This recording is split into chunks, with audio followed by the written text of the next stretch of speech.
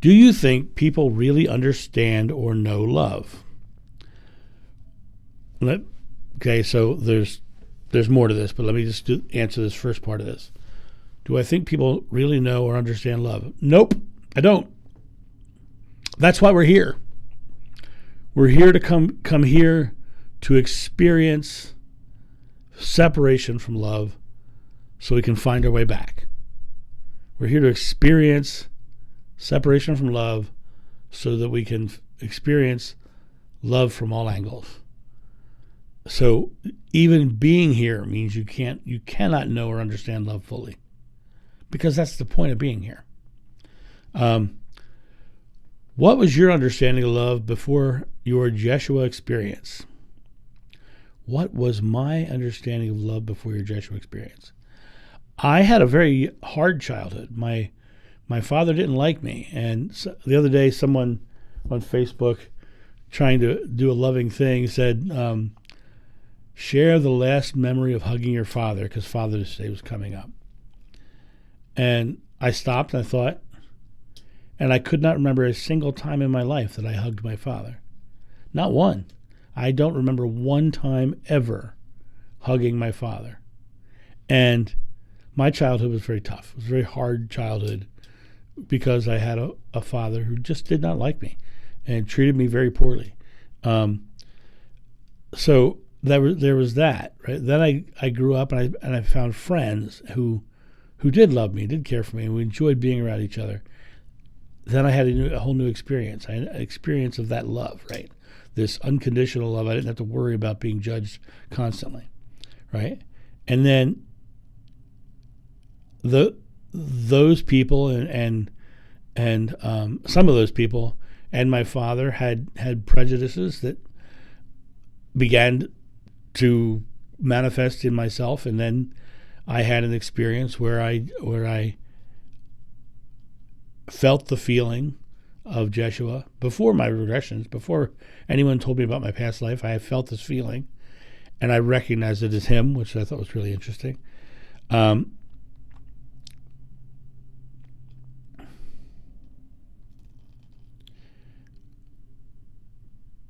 I don't think it matters who gives you the loving experience, right? I know that my friend Tim has given me a loving experience. He's been my best friend since I was 5. And the cool part about that is that there's no question.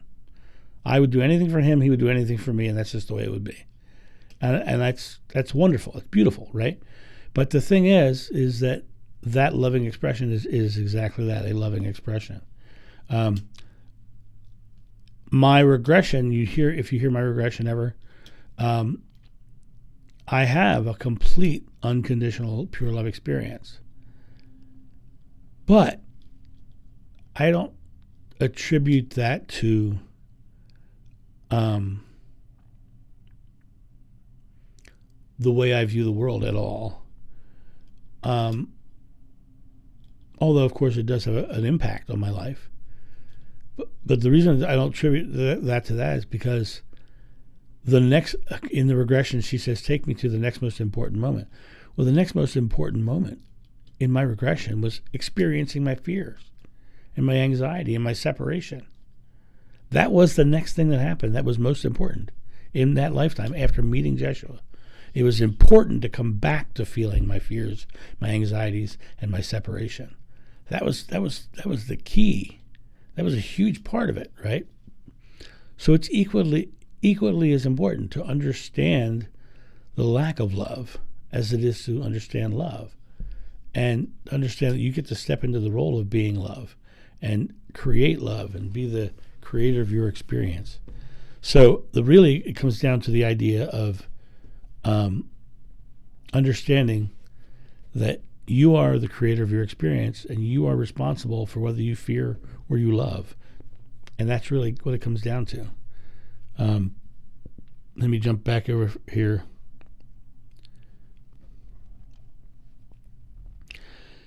So how is this done without someone like Jeshua giving us this experience? First of all, don't wait for someone to give you the experience. Don't wait for someone to give you the experience. Give yourself the experience.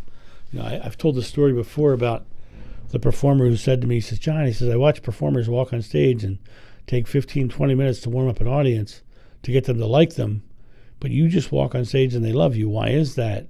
And my response was, because I love them first. I walk on stage loving what I was doing. I walk on stage loving that I'm bringing a fun show to these people. I'm going to make these people laugh. I walk on stage loving the audience first. I don't think of them as someone I have to win over. I don't think of them out of the fear of not being loved. I think of them as we're loving one another. We're going to have a great show. We're going to have fun. We're going to do these things.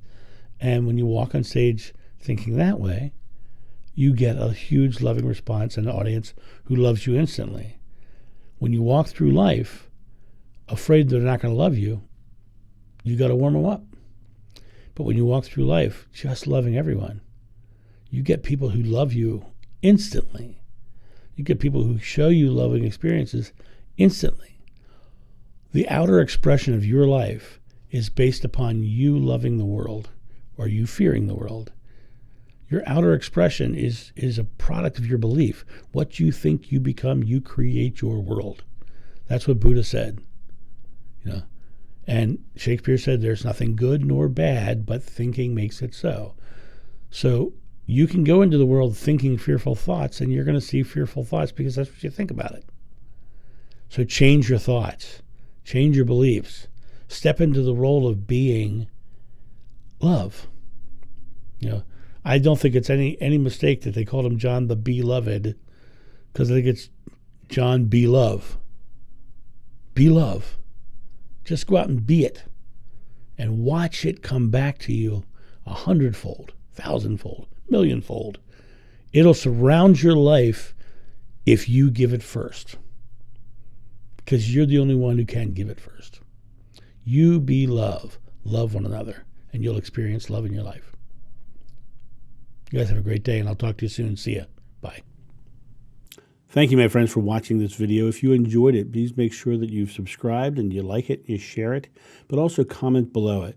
Let's get this community talking about these topics and spreading this information out far and wide so we can change the world for the better. Thank you.